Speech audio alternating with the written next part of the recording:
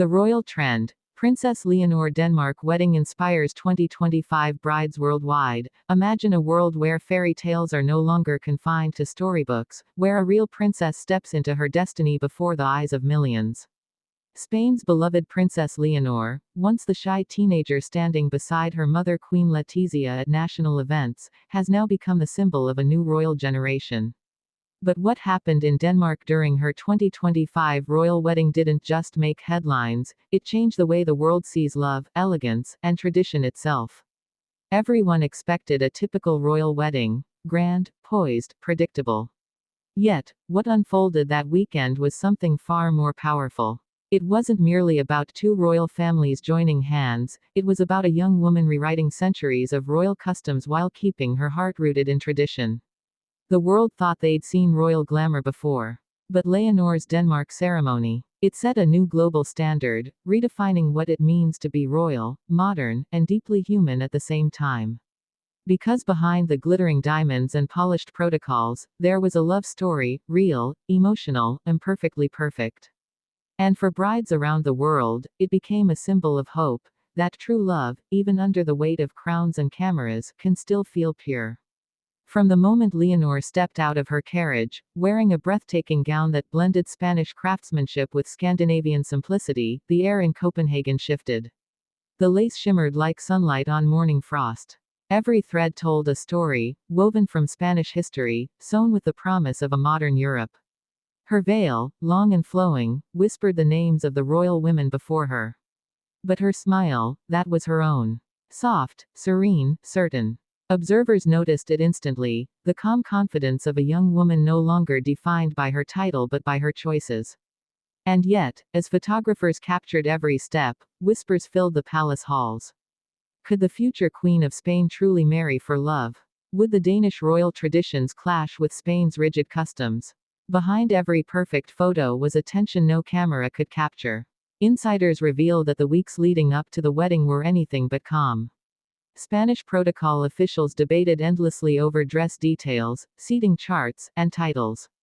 Meanwhile, Denmark's palace planners pushed for modern touches, less ceremony, more heart. Leonor stood quietly at the center of it all, listening, balancing two worlds that had never been closer, yet never more different. And then came the gown. Designed by a young Spanish designer handpicked by Leonor herself, it took over 600 hours to complete. Crafted from silk sourced from Granada and adorned with Danish pearls, it was not just a dress, it was a statement. A message that tradition and innovation could walk hand in hand. When she walked down the aisle, the world didn't just see a princess. They saw the birth of a new kind of royalty. Brides everywhere began to take notes. Bridal boutiques from London to Los Angeles reported a sudden demand for Leonor-inspired designs, dresses with minimalist silhouettes, delicate embroidery, and a touch of royal grace. Even major fashion houses released collections influenced by the Copenhagen effect, as designers called it, the phenomenon of modern European elegance inspired by Leonor's unforgettable look. But it wasn't only fashion that changed. It was the meaning of the royal wedding itself. In a world weary of superficial glamour, Leonor's authenticity felt refreshing. There were no exaggerated displays of wealth, no empty grandeur. Instead, there was intimacy. A ceremony filled with family warmth, personal vows, and unguarded moments. When she and her groom, whose identity the palace had kept discreet until the final weeks, locked eyes, the air was thick with something rare in royal history: sincerity. As the church bells rang through Copenhagen, Queen Letizia was seen wiping tears. King Felipe, usually stoic, broke into a proud smile. Even members of Denmark's royal family appeared deeply moved. For that brief moment, royalty didn't feel distant. It felt human. Later, during the reception, the hall glowed under crystal chandeliers as classical music filled the air. Yet there was laughter too, genuine, joyful, unfiltered. Leonor's younger sister, Sophia, reportedly gave a heartfelt toast that had guests tearing up. She spoke of Leonor not as the future queen, but as the sister who always put others first. Today, she said, Spain and Denmark didn't just unite two families. They united hearts. That line echoed online within minutes, sparking millions of shares. Social media exploded with images of Leonor's dress, the palace decor, and the emotional moments between the royal families. Yet, amid all the glamour, what trended most was not luxury, but love. The royal trend wasn't just about fashion anymore. It was about grace, authenticity, and the courage to love freely within the confines of royal duty. And as Europe celebrated, the rest of the world watched in awe. In the United States, magazines hailed it as the wedding that redefined modern royalty.